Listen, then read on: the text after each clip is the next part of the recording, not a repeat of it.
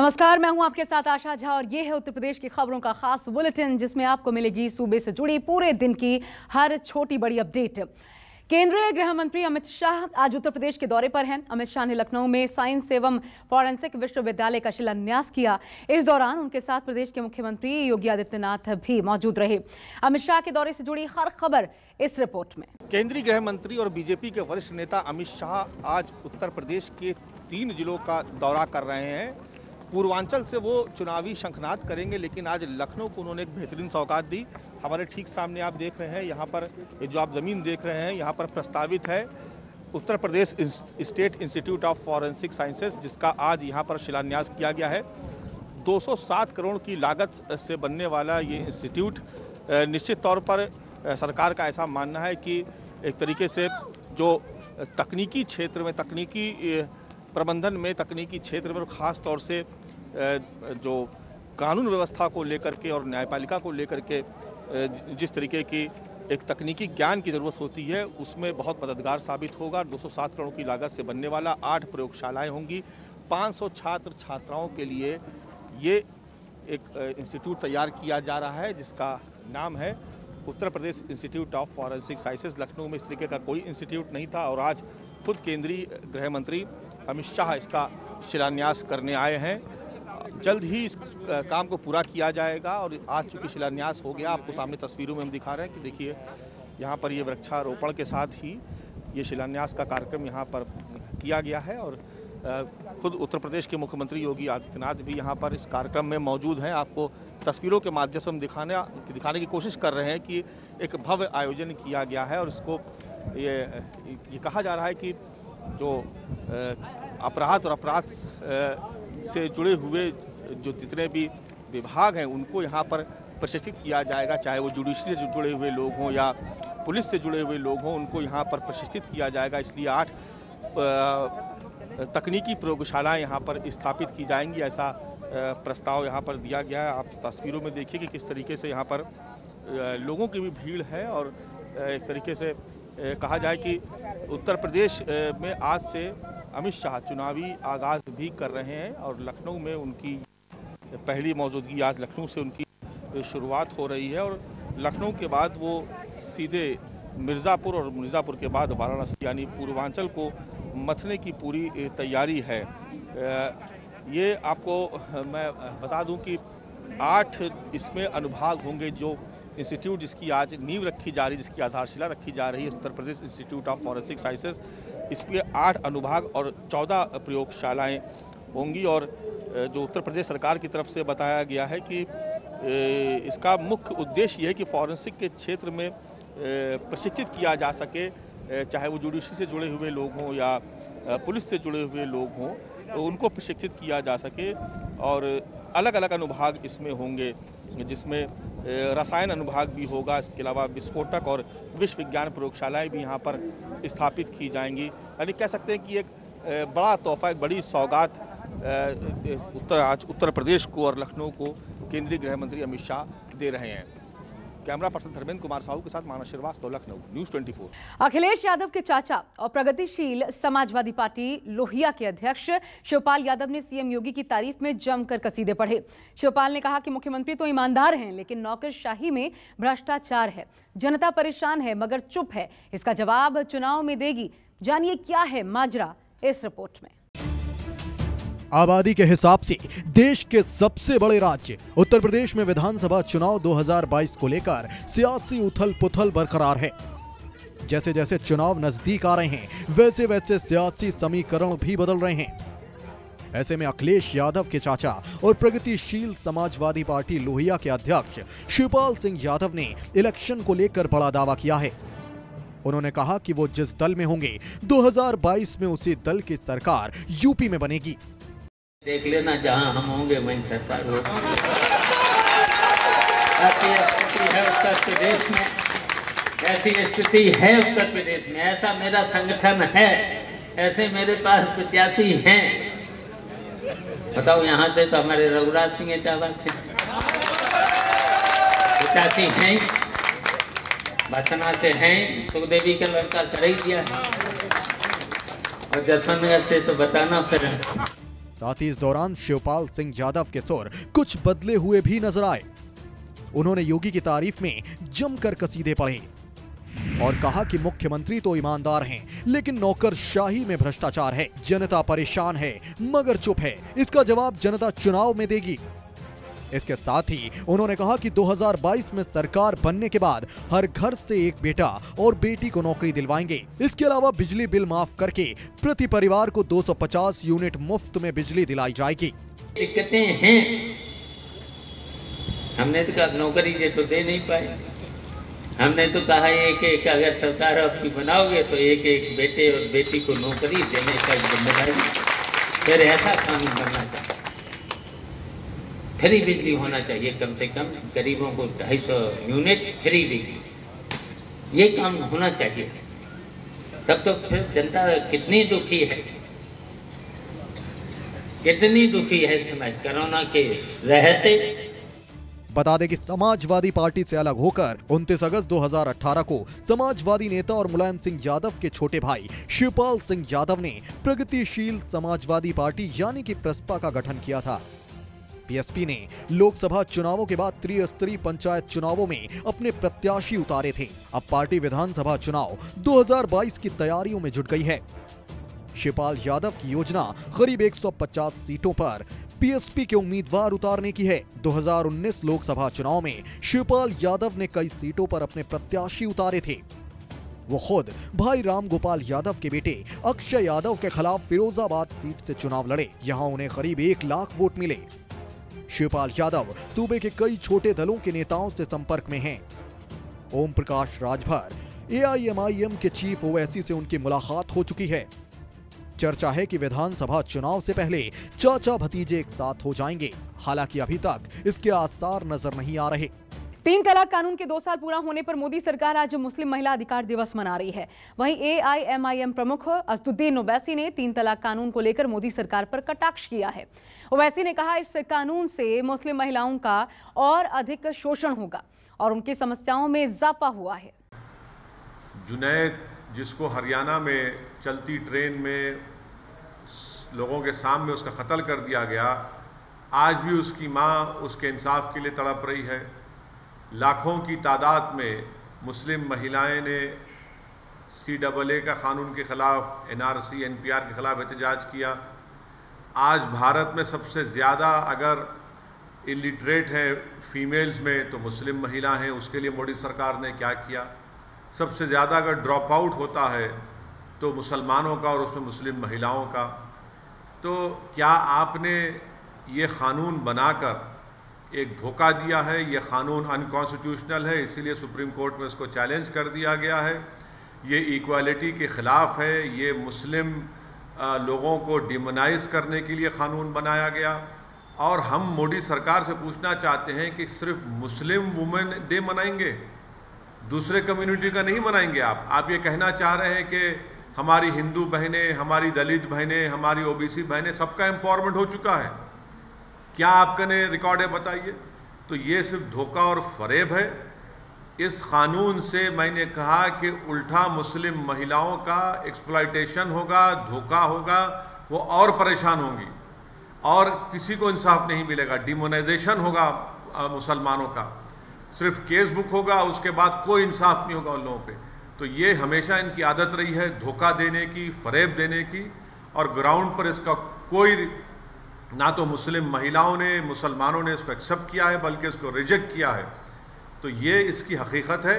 और एजुकेशन के मामले में मुख्तार अब्बास नकवी हो या मोदी सरकार हो, आप डिमांड ड्रिवन स्कॉलरशिप क्यों नहीं करते माइनॉरिटीज़ की? क्या ड्रॉप आउट रेट नहीं है? क्या कुंडू कमेटी की रिपोर्ट नहीं है? क्या NSSO का डेटा नहीं है? क्या 2011 का सेंसस नहीं है?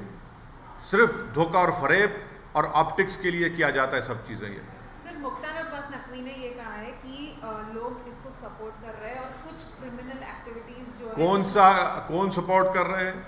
इस कानून के खिलाफ करोड़ों मुस्लिम महिलाओं ने अपने हाथ से साइन करके भारत के प्रधानमंत्री को कहा कि हम इस तरह के कानून को रिजेक्ट करते हैं। ये वो उन लोगों की आप बात क्यों नहीं करते? ग्राउंड पर इसका कोई इम्प्लीमेंटेशन नहीं है। बर्डन ऑफ प्रूफ मुस्लिम महिलाओं पर डाल दिया गया। और आप इसको ये कह रहे हैं कि अगर कोई जेल को भी जाएगा तो शादी रहेगी। इस मुल्क में अगर कानून बनाना है, मैं मोदी सरकार को कह रहा हूं कि डिजर्शन पर कानून बनाइए। वो मर्द जो अपनी बीवी को शादी भी करते हैं और अपने साथ नहीं रखते, उनको छोड़ देते हैं, डिजर्शन पर कानून बनाइए ना। आप डिजर्शन पर कानून नहीं बनाते। और अगर इस कानून के तहत किसी मुसलमान को सजा होगी तो 3 साल और नॉन मुस्लिम को होगी तो 1 साल। क्या कर रहे हैं आप? डेमोनाइज कर रहे हैं पूरी कम्युनिटी को, और मुस्लिम महिलाओं से ये नाइंसाफी और एक्सप्लॉयटेशन और ज्यादा होगा इस कानून के तहत। कृषि कानूनों को लेकर अभी भी किसानों का प्रदर्शन जारी है। इसी बीच टिकैत के परिवार से उनकी बहू और बेटी गाजीपुर बॉर्डर पहुंचे। न्यूज़ 24 से बातचीत में राकेश टिकैत की बहू निकिता ने बिना मुकेश अंबानी का नाम लिए उनकी कंपनी जियो का जिक्र किया और कहा कि कैसे कृषि कानून भी अन्नदाताओं को नुकसान पहुंचा सकता है। आप खुद सुनिए उन्होंने क्या कुछ कहा।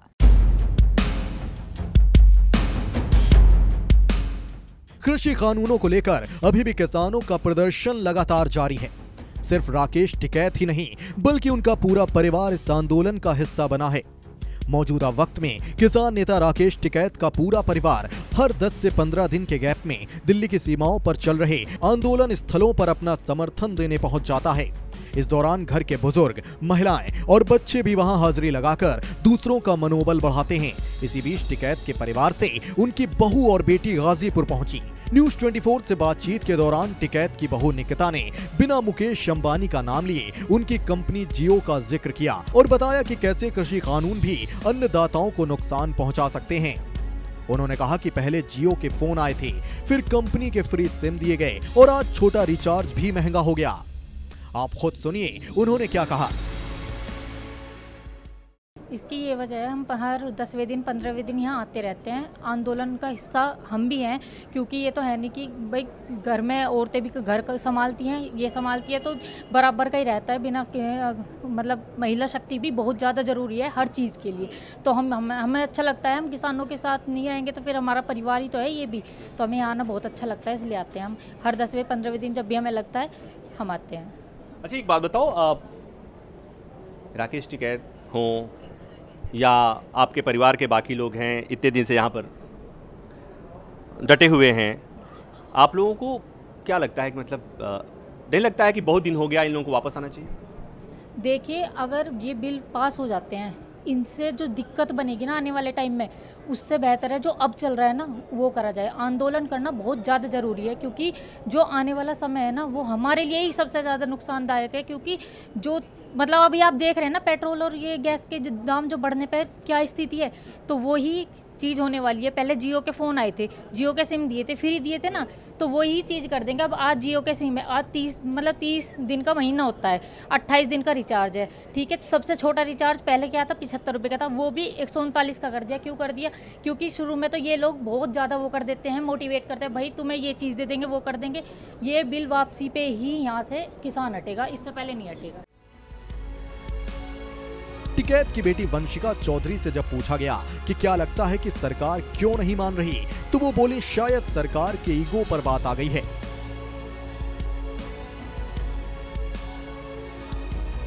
कृषि कानून के बारे में सबको पता है, जिन्हें लगता है कि नहीं पता है उनकी बहुत बड़ी गलतफहमी है।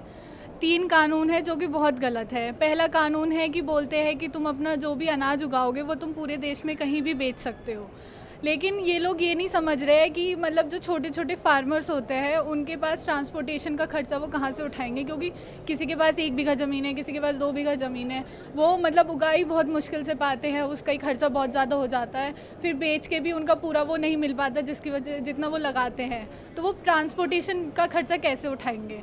दूसरा है कि तुम कॉन्ट्रैक्ट फार्मिंग कर सकते हो। कॉन्ट्रैक्ट फार्मिंग में मतलब अगर हम कॉन्ट्रैक्ट करते हैं तो कंपनीज़ के हिसाब से ही फिर कॉन्ट्रैक्ट होगा, वो मतलब अपने फ़ायदे के लिए कॉन्ट्रैक्ट करेंगे। फिर वो ये भी बोल सकते हैं कि अनाज गीला हो गया, अनाज ख़राब हो गया, या फिर अनाज में ये कमी है तो हम लेंगे नहीं, हम इसकी वैल्यू कम कर देंगे, या कुछ भी कर सकते हैं। उससे नुकसान किसानों का ही होना है, फ़ायदा कंपनीज़ का होना है।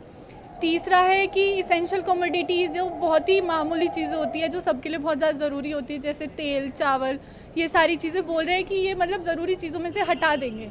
ऐसे कैसे हटा देंगे? सब मतलब ये सबसे ज़्यादा ज़रूरी चीज़ें होती है, इनको मतलब हटाना तो बहुत ही बेफालतू की चीज़ें हैं। तो मतलब इन तीनों कानून के बारे में सबको पता है और मतलब ये सोचना बेकार है कि किसी को नहीं पता है। अब एक बात बताओ, फिर तो क्या दिक्कत है? मतलब सरकार, आपको क्या लगता है कि सरकार क्यों नहीं मान रही है? सरकार मतलब मे बी अब उनकी ईगो पे बात आ चुकी है कि मतलब हम गवर्नमेंट है, हम कुछ भी कर सकती है, या फिर हम जो बोलेगी सबको मानना पड़ेगा। लेकिन उन्हें समझना चाहिए कि सब लोग अपने हक के लिए खड़े हो सकते हैं, सबकी कोई भी किसी के दबाव में नहीं आएगा। उनके ईगो पर कहा भी जा रहा है कि सरकार ही नहीं अड़ी है, किसान भी अड़ गए हैं। किसान अपने हक के लिए अड़े हैं, सरकार अपनी ईगो के ऊपर अड़ी हुई है। किसान को जब तक अपना हक नहीं मिलेगा ना, वो वापस नहीं जाएगा।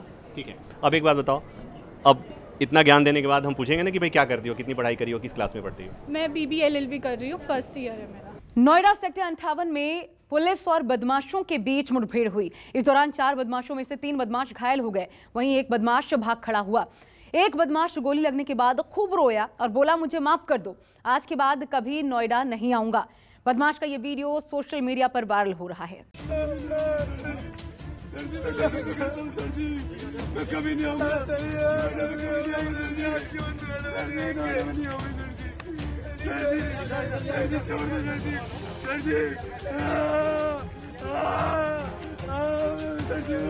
मैं कभी आज क्यों नोएडा में नहीं आऊँ सर जी, सर जी, सर जी, सर जी।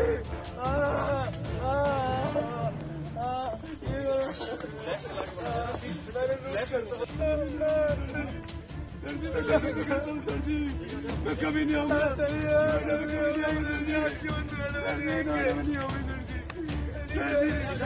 जी छोड़ दो सर जी, सर जी, सर जी मैं कभी आज क्यों नोएडा में नहीं आऊँ सर जी, सर जी, सर जी, सर जी।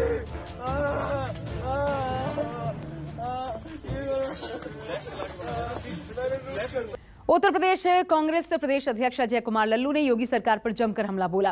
उन्होंने योगी को घेरते हुए कहा, योगी राज में जनता परेशान है।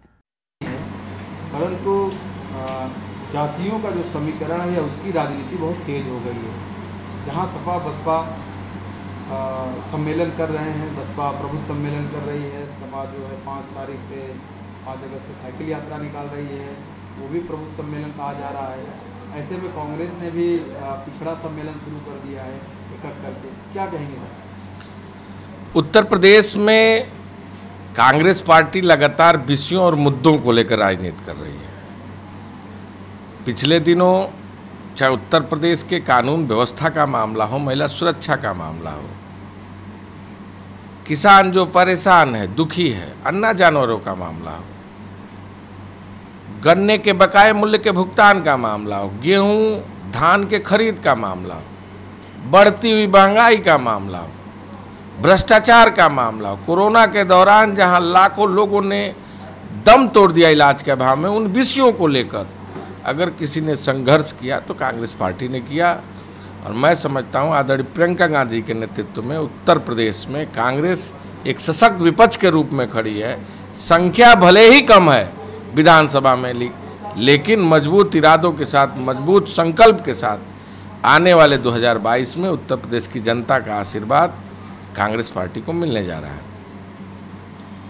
सर, बीजेपी के नेता हैं बापू सुप्रियो, ये एक मशहूर गायक भी हैं।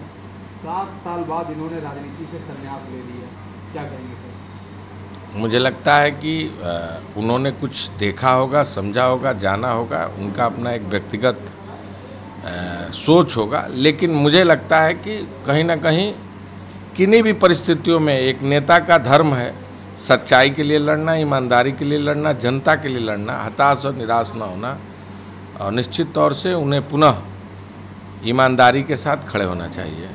सर, पूरे देश में मुस्लिम महिलाएं 1 अगस्त को महिला अधिकार दिवस के रूप में मनाएंगी, क्या कहेंगे?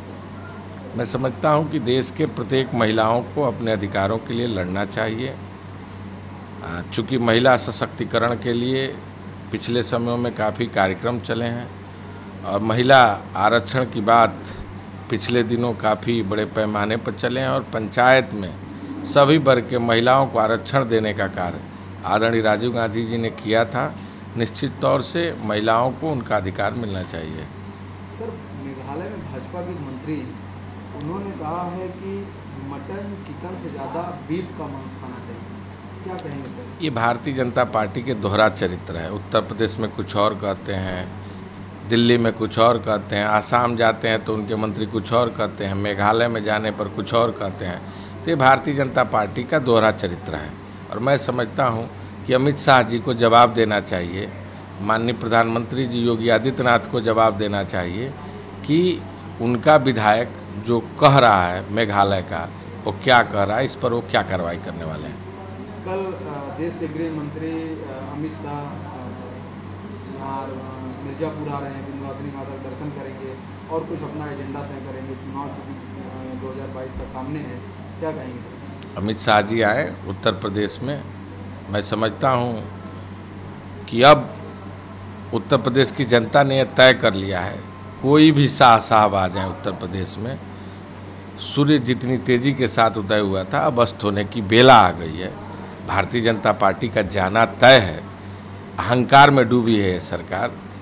जनता के वो तमाम सवाल हैं, बेरोजगारी का सवाल है, किसानों का सवाल है, गांव गरीब का सवाल है, भ्रष्टाचार का सवाल है, कानून व्यवस्था का सवाल है, महिला सुरक्षा का सवाल है, कोरोना के दौरान लाखों लोगों के मरने का सवाल है। सरकार के पास जवाब नहीं है। सरकार का जाना तय है, चाहे कोई भी उतर आए भारतीय जनता पार्टी का।